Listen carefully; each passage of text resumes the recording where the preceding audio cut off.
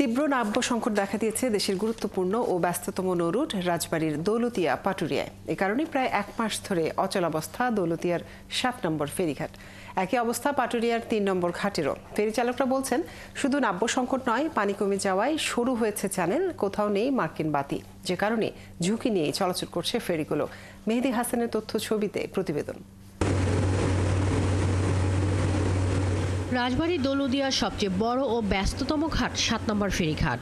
এখান দিয়ে সবসময় বড় ফেরিগুলো লোডিং ও আনলোডিং করা হয়, কিন্তু এই ফেরিঘাটটি প্রায় এক মাস ধরেই অচল হয়ে আছে।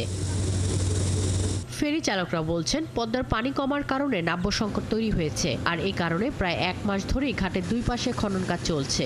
একই অবস্থা পাটুরিয়া 3 নম্বর ফেরিঘাটেরও। এছাড়া পদ্মার পানি কমে যাওয়ায় চ্যানেল সরু হয়ে গেছে, যে কারণে ঝুঁকি নিয়ে চালাতে হচ্ছে ফেরিগুলো। আমাদের নদীর মাঝখানে যে অবস্থা, আমাদের চ্যানেলে মার্কিং নেই, মার্কিং খুবই কম। আমাদের উচিত সুন্দর করে আইডব্লিউটিএল যদি মার্কিংগুলো করে দেয়, আমাদের ফেরি চালাচল একটু সুন্দর হয়, সমস্যা হয় না।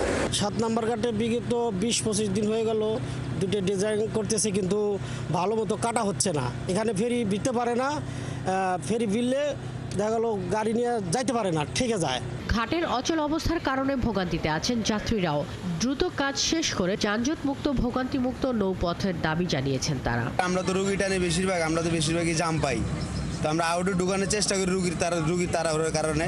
যানজট মুক্ত একটা ঘাট চাই, এবং সবচাইতে ভালো হয় যে আমাদের সুবিধার্থে যদি এই লাইনে একটা সেতু করে দেওয়া হয়, পারাপারে যাতে জাম না হয়, ভিড় না হয়, সরাসরি পার হতে পারলে আমাদের সুবিধা হয় আর কি। নাব্য সংকটের কথা স্বীকার করে ঘাট কর্তৃপক্ষ বলছে, প্রতি বছর শুষ্ক মৌসুমে এই সমস্যা দেখা দেয়। সমস্যা সমাধানে কাজ চলছে। আপাতত 3 ও 4 নম্বর ফেরিঘাট দিয়ে ফেরি পারাপার হচ্ছে। এখন নদীতে পানি কমে গেছে, ড্রেজিং করছেন বিআইডব্লিউটি এর ইঞ্জিনিয়ারগণ। এটি একটি কন্টিনিউয়াস প্রসেস। ড্রেজিংয়ের মাধ্যমে চ্যানেল সচল রাখা হয়, এটি কোনো সংকট নয়। এভাবেই আমাদের ফেরি সার্ভিস পরিচালিত হয়। দ্রুত ঘাটগুলো সচল না করলে আসছে শীতে ঘন কুয়াশায় বড় ধরনের দুর্ঘটনার শঙ্কা করছেন ঘাট সংশ্লিষ্টরা। শাকিলা শম্পা, ৭১। এ বিষয়ে আরো খবর জানাতে আমাদের সাথে যুক্ত হচ্ছেন সহকর্মী মেহেদী হাসান। মেহেদী, জানাবেন যে এই যে নাব্য সংকটের কারণে ফেরিঘাটের এই অবস্থা, তো এই ফেরি চলাচল ব্যাহত হওয়ায় কি ধরনের ভোগান্তি দেখছেন, এবং নাব্য সংকট কাটাতে বিআরডব্লিউটিসি কি ধরনের পদক্ষেপ নিচ্ছে? কাজুরি, আপনি জানেন ব্যস্ততম ও গুরুত্বপূর্ণ যে নৌরুট দৌলতদিয়া পাটুরিয়া নৌরুট, এই দৌলতদিয়া পাটুরিয়া নৌরুট দিয়ে কিন্তু দক্ষিণাঞ্চলের 21 জেলার যাত্রী এবং যানবাহন পারাপার করা হয়। কাজুরি, আপনি জানেন যে দক্ষিণাঞ্চলের আরেকটি নৌরুট রয়েছে, মাওয়া নৌরুট। সেই নৌরুটের স্বপ্নের পদ্মা সেতু চালু হওয়ার পর থেকে কিছুটা ভোগান্তি লাঘব হয়েছে, কিন্তু দৌলতদিয়া পাটুরিয়া নৌরুটের যে ভোগান্তি, সেই ভোগান্তিটি কিন্তু রয়ে গেছে। আমরা দেখেছি এই নৌরুটে শীত মৌসুমে কুয়াশার ভোগান্তি থাকে, শুষ্ক মৌসুমে নাব্যতা সংকট থাকে। এছাড়াও এই নৌরুটে যে ফেরিগুলো চলাচল করে, সে ফেরিগুলো কিন্তু অচলাবস্থা, সেই ফেরিগুলো কিন্তু অনেকটা পুরাতন হয়েছে। সেই ফেরিগুলো মেরামতের করতে হয় মাঝে মধ্যেই, বিকল হয়ে কিন্তু ভোগান্তি কিন্তু থাকেই। এই নৌরুট দিয়ে যারা চলাচল করে তাদের ভোগান্তি বলা চলে 12 মাসই থাকে। ঠিক এই মুহূর্তে যে ভোগান্তিটি রয়েছে, কাজেরই আপনি জানেন যে দৌলতদিয়া ঘাটের 7টি ঘাটের মধ্যে মাত্র 2টি ঘাট সচল রয়েছে। আর বাকি যে ঘাটগুলো রয়েছে সেই ঘাটগুলো 15 ঘাটটি নষ্ট রয়েছে।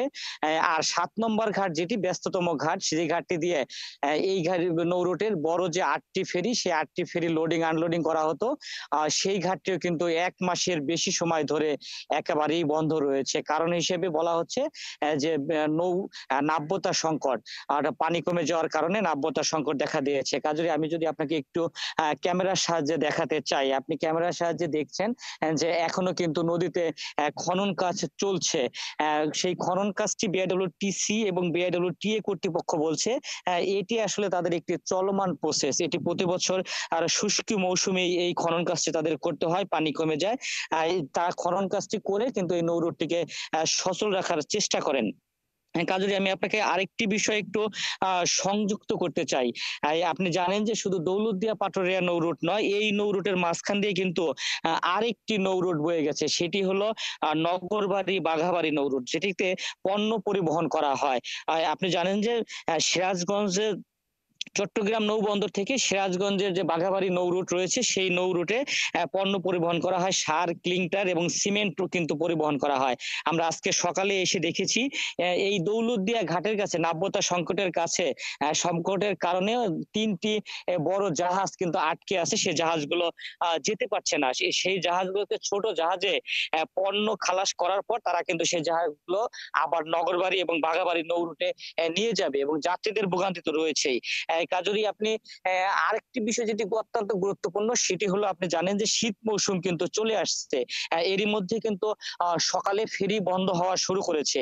এই নৌ রুটের যে চ্যানেলগুলো রয়েছে, নাব্যতা সংকটের কারণে চ্যানেলগুলো একেবারে শুরু হয়েছে। যারা ফেরি পরিচালনা করেন, ফেরির মাস্টার, তারা বলছেন আর নদীতে বেশিরভাগ জায়গায় কিন্তু তাদের মার্কিন বাতি নেই। যে মার্কিন বাতিকে টার্গেট করে তারা কিন্তু ফেরি পরিচালনা করেন। নদীর এপার এবং ওপারে ফেরিগুলোকে তারা পরিচালনা করে থাকে। নদীর কোথাও মার্কিন বাতি নেই, যে কারণে চ্যানেল সরু এবং মার্কিন বাতি না থাকার কারণে দুর্ঘটনার আশঙ্কা কিন্তু থেকেই যায়। আর ফেরি চালকরা বলছেন দ্রুত সময়ের মধ্যে যদি মার্কিন বাতি স্থাপন করা না হয়, সেক্ষেত্রে কুয়াশা মৌসুমে কিন্তু বড় ধরনের দুর্ঘটনা ঘটতে পারে।